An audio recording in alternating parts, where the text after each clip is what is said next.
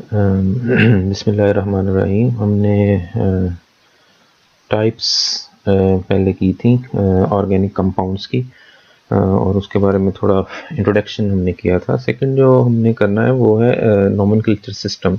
Nomenclature system क्या होता है कि कोई भी सिस्टम जिसके थ्रू हम कंपाउंड्स की जो है वो नेमिंग करते हैं। इसमें हमें नेमिंग की ज़रूरत क्यों पड़ती है? क्योंकि हमारे पास जब बहुत सारे कंपाउंड जो हैं वो डिस्कवर होते हैं तो उनको ज़ाहिर है जैसे हम लोगों की नेमिंग करते हैं टू डिस्टिंग्विश देम, इसी तरह हम कंपाउंड्स जो हैं उनकी नेमिंग जो है वो भी उनको उनकी डिस्टिंग्विश करने के लिए उनको जो है वो नेमिंग उनकी करते हैं। अब हमारे पास ये जो नोमेनक्लेचर सिस्टम है ये दो तरह का हमारे पास प्रेजेंट है, जिसमें पहला जो है फर्स्ट नोमेनक्लेचर सिस्टम जो है ये हमारे पास ट्रिवियल और कॉमन सिस्टम है। कॉमन सिस्टम क्या है? इसमें हम कंपाउंड्स को कॉमन नेमिंग देते हैं। कॉमन नेमिंग कैसे देंगे हम कि मसलन किसी ने कंपाउंड जो है वो डिस्कवर किया, उसके नाम पे रख दिया, या किसी ऐसी प्लेस से जो है वो कंपाउंड डिस्कवर हुआ, उस प्लेस के नाम पे ही हमने जो है वो उस कंपाउंड का जो है वो नाम रख दिया। इसकी अगर आप डेफिनेशन देखें, an ordinary name given to a compound without reference to its structure is called a common name. इसमें without reference to its structure, हम जब इसका नाम रखेंगे, हमने जो कॉमन नेमिंग दी है उसमें हम उसके स्ट्रक्चर को नहीं देखेंगे कि इसका स्ट्रक्चर कैसा है और उस स्ट्रक्चर के हिसाब से जो हम कहेंगे जी हम इसको ये नेम देंगे, नहीं, हम जस्ट उसको उसके डिस्कवरर जो जिसने उसको डिस्कवर किया है या फिर जिस प्लेस से वो निकला उसके हिसाब से जो है वो हम उसकी नेमिंग कर देते हैं। इसकी हमारे पास एग्जांपल जो है, एक जो एग्जांपल है हमारे पास मार्श गैस की एग्जांपल है। मार्श गैस जो है ये हम मीथेन को ही कहते हैं। तो इसको हम क्यों ये नाम देते हैं? क्योंकि ये मार्शी प्लेसेस जो है वहाँ से निकली थी जब इसको डिस्कवर किया गया। इसी तरह हमारे पास जो ब्यूटेन है इसको हमने डिराइव्ड किया फ्रॉम ब्यूटेरिक एसिड। इसमें हम जो है मार्श गैस, जो मार्शी प्लेसेस क्या होती हैं, Marsh is a wetland that is dominated by herbs rather than the wood plants. इन्हीं में जो हमारे पास हर्बल मटीरियल हर्ब्स जो होती हैं जिनको हम जड़ी बूटियाँ कहते हैं वो ज़्यादा होते हैं इसमें, और जो है वो पानी के साथ आप कह लें मट्टी मड सी जो है वो ज़्यादा होती है। ये मार्शी प्लेसेस होती हैं, ये उनकी एक इमेज है मार्शी प्लेस की। ये भी एक मार्शी प्लेस है। इसमें आप देख सकते हैं कि ये जो बबल्स आपको नज़र आ रहे हैं ये एक्चुअली गैस बबल्स हैं, जो वहाँ से गैस जो है वो निकल रही है। तो इसीलिए जो है वो इनको हम जो है मीथेन जो थी, क्योंकि वो डिस्कवर हुई मार्शी प्लेसेस में से वो निकलती है, तो इसलिए उसका नाम जो था हमने मार्श गैस रखा। उसके बाद सेकंड जो ब्यूटेन है, ये ब्यूटारिक एसिड। इसमें आप देखें ये कार्बन जो है हमारे पास 1, 2, 3 और 4, ये फोर कार्बन ही था जो हमारा ब्यूटेरिक एसिड था, ये ऐसा डिस्कवर हुआ, ये इसका कॉमन नेम ही था। लेकिन इससे फिर हमने जो है वो ब्यूटेन 4 कार्बन कंपाउंड जो है उसका नाम उसको दिया। जी नेक्स्ट, इसमें ग्रिग्ना रीजेंट की एग्जांपल है। ग्रिग्ना रीजेंट आपको पता है ये RMgX, इसमें R जो है ये हमारे पास अल्काइल ग्रुप हुआ, मैग्नीशियम मेटल, और ये X जो है कोई भी हैलोजन होगी। ग्रिग्ना रीजेंट था, इसको केमिस्ट FA विक्टर ग्रिग्नार्ड ने जो था वो डिस्कवर किया था इन 1900। ये यूनिवर्सिटी ऑफ नैन्सी फ्रांस का जो था वो वर्क था। उसमें 1900 में इसने इसको डिस्कवर किया और 1912 में इसको नोबेल प्राइज़ भी मिला इसी काम के ऊपर। तो इसी के नाम पे जो था वो ग्रिग्नार्ड रीजेंट का नाम जो है वो हमने उसको कॉमन नेम दिया।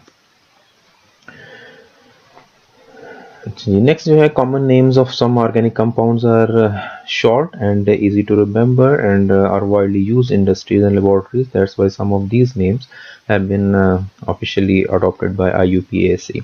अब कुछ ऐसे कॉमन नेम भी थे जो इतने यूज़ हुए इंडस्ट्रीज़ में, हमने उनको यूज़ किया, वो एक मतलब के इस्तेमाल में आ गए और वो इजी थे, शॉर्ट थे, तो उनको IUPAC जो हमारे पास सिस्टम है, international union of pure and applied chemistry, उसने उसको एज सच ही उन कंपाउंड्स को नाम दे दिया। इनको हम एज जो है वो रिटेन्ड नेम्स और प्रेफर्ड IUPAC नेम्स जो हम कहते हैं। Retained names may be either semi systematic और कम्प्लीटली ट्रिवियल्स। ये सेमी सिस्टमेटिक और कम्प्लीटली ट्रिवियल जो है ये क्या है? सेमी सिस्टमेटिक ये होगा जिसमें हमारे पास जो नाम होगा कंपाउंड में उसमें कुछ पार्ट ऑफ सिस्टमेटिक नेमिंग का होगा, बाकी जो है वो वैसे ही होगा। और जो हमारे पास कम्प्लीटली ट्रिवियल है उसमें हमारे पास कोई जो है वो उसका जिक्र नहीं होगा, यानी उसके नाम से हमें कोई भी सिस्टमेटिक जो है वो अपीयरेंस नहीं मिलेगी। फॉर एग्जांपल हमारे पास ये एनिलीन है। एनिलीन जो है इसमें आपको पता है ये हमारे पास एरोमेटिक बेंजीन कंपाउंड है और इसके ऊपर जो ग्रुप लगा हुआ है ये अमाइनो ग्रुप है। तो इसमें आप इसका ये एनिलीन जो है इसका कॉमन नेम है, इसमें आपको कहीं भी ये मेंशन नहीं हो रहा इसके नाम से, इसमें अमाइनो ग्रुप प्रेजेंट है। तो ये हमारे पास जो है वो प्योर कॉमन नेम होगा, प्योर ट्रिवियल नेम होगा। इसके साथ अगर आप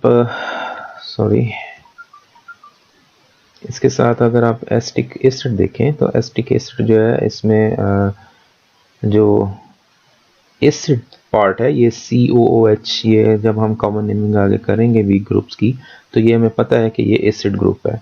तो इससे हमें पता चल जाता है कि इसमें एसिड ग्रुप है, ये पार्ट ऑफ सिस्टमेटिक नेमिंग है कि जब हम एसिड्स को नाम देते हैं तो हम एंड पे एसिड लगाते हैं। एसिटिक जो है इसमें हमारे पास CH3 जो है इससे कोई हमें इसमें हमें इसके बारे में कोई इंफॉर्मेशन नहीं है कि ये हमारे पास जो है वो मिथाइल ग्रुप जो है यहाँ पे लगा हुआ है, तो इसलिए ये सेमी सिस्टमेटिक है, यानी इसका जो लास्ट पार्ट है जिसमें से एसिड जो इसको मेंशन करता है ये सिस्टमेटिक है, बाकी जो है हमने एसिटिक जो है ये पार्ट ऑफ कॉमन नेमिंग है। ओके जी, नेक्स्ट जो है ये सेकंड जो हमारे पास सिस्टम है नेमिंग का वो IUPAC सिस्टम है। IUPAC जो है ये international union of pure and applied chemistry है, जिन्होंने एक हमारे पास जो सेटअप बनाया हुआ है, एक स्ट्रक्चर बनाया, एक कह लें कि रूल्स बनाए हुए हैं नेमिंग के। उसमें ज़ाहिर है डिफरेंट जो हमारे पास कंपाउंड्स हैं उनके डिफरेंट क्लास ऑफ कंपाउंड हैं, जैसे एल्केन है, एल्कीन्स हैं, एल्काइंस हैं, एसिड्स हैं, अल्कोहल्स हैं। इन सब की नेमिंग के लिए हमारे पास डिफरेंट रूल्स है। तो फिर हम आगे जो है वो जब हम इनकी नेमिंग स्टार्ट करेंगे तो one by one in rules को भी हम देखेंगे। ओके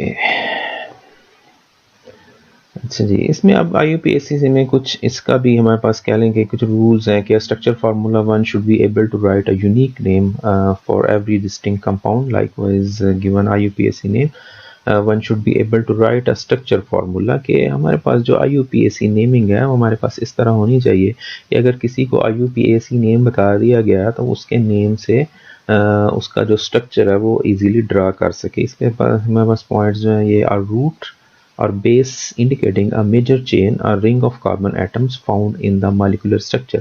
अब हम IUPAC ये जनरल रूल्स हैं कि जब हम IUPAC नेमिंग करेंगे तो हमारे पास उसका जो रूट है, उसकी जो बेस है जिसको हम बेस चेन कहते हैं, या जो उसकी जो मेजर चेन है, या कोई अगर वो साइक्लिक कंपाउंड है उसका जो मेजर रिंग है वो जो है वो नॉमेनक्लेचर स्ट्रक्चर में मेंशन होना चाहिए।